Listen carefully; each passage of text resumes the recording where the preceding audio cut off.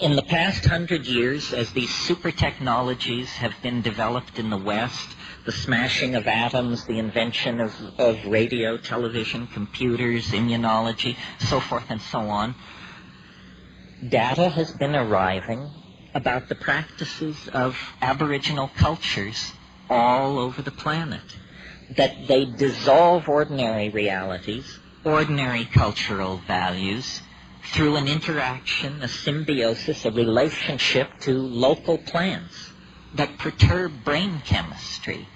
And in this domain of perturbed brain chemistry, the cultural operating system is wiped clean. And something older, even for these people, something older, more vitalistic, more in touch with the animal soul, replaces it, replaces the cultural operating system. Something not determined by history and geography, but something writ in the language of the flesh itself. This is who you are. This is true nakedness. You are not naked when you take off your clothes. You still wear your religious assumptions, your prejudices, your fears, your illusions, your delusions. When you shed the cultural operating system, then essentially you stand naked before the inspection of your own psyche. Desmond Morris called it the naked ape.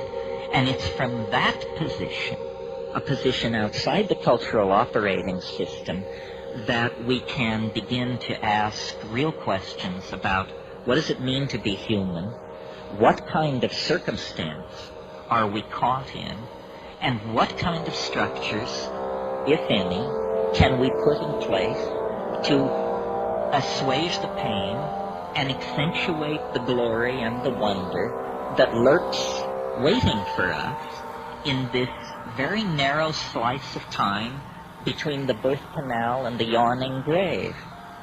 In other words, we have to return to first premises.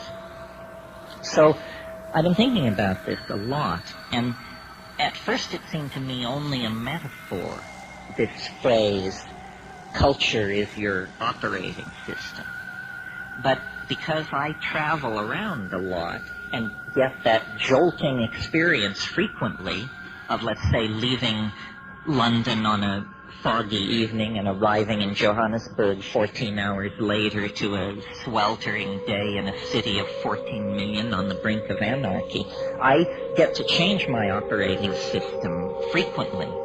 And so I notice the relativity of these systems. And some work for some things and some for others.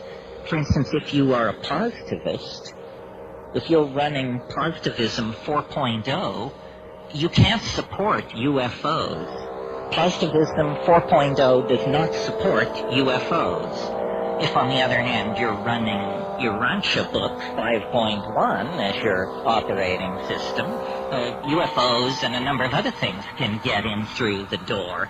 That is what we would technically say is a more tolerant operating system, or its plug-in support special effects denied the positivist.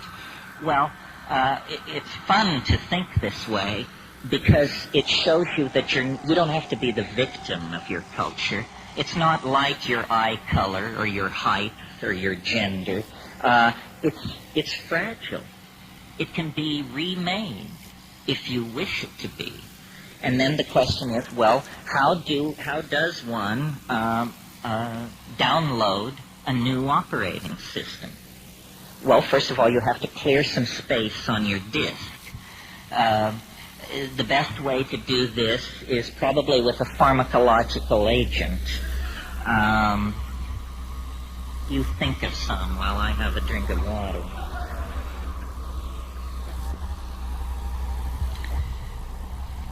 Psilocybin is an excellent disk cleaner. You can put a lot of things in the trash and have them just disappear with a psilocybin upgrade. Other pharmacological agents that will clear your disk are ayahuasca. And of course, these are gentle clearings of the disk, which take 5, 6, 7 hours. If you're in a hurry to dump that old data and leap right into the new operating system, click on the button marked dimethyltryptamine. A compressed disk erasure will immediately be downloaded, unstuffed, bin-hexed, implemented, installed, run, and you will find yourself with an entirely different head. Now, shamans have always known, though they may not have used the kind of language I'm using here, shamans have always known this trick. What trick? It has two facets. First of all, that culture is an operating system. That's all it is. And that the operating system can be wiped out and replaced by something else. So, in essentially, what's going on among shamans and those who resort to them for curing and counseling and so forth is somebody's running a slightly more advanced operating system than the customer. The shaman is in possession of certain facts about plants, about animals, about healing, about human psychology, about the local geography, about mojo of many different sorts that the client is not aware of. The client is running culture light. The shaman paid for the registered and licensed version of the software and is running a much heavier version of the software than the client. I think we should all aspire to make this upgrade. It's very important that you have all the bells and whistles on your operating system. Otherwise, somebody is going to be able to get a leg up on you.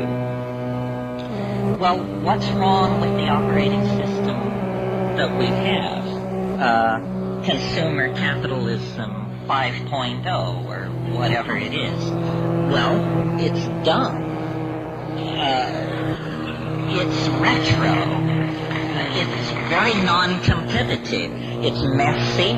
It wastes the environment. It wastes human resources. It's inefficient. It runs on stereotypes. It runs on a low sampling rate, which is what creates stereotypes. Low sample rates make everybody appear alike, when in fact the glory is in everyone's differences. And the current operating system is flawed. It actually has bugs in it that generate contradictions. Contradictions such as we're cutting the earth from beneath our own feet. We're poisoning the atmosphere that we breathe. This is not intelligent behavior. This is a culture with a bug in its operating system that's making it produce erratic, dysfunctional, malfunctional behavior. Time to call a tech. And who are the techs? The shamans are the techs.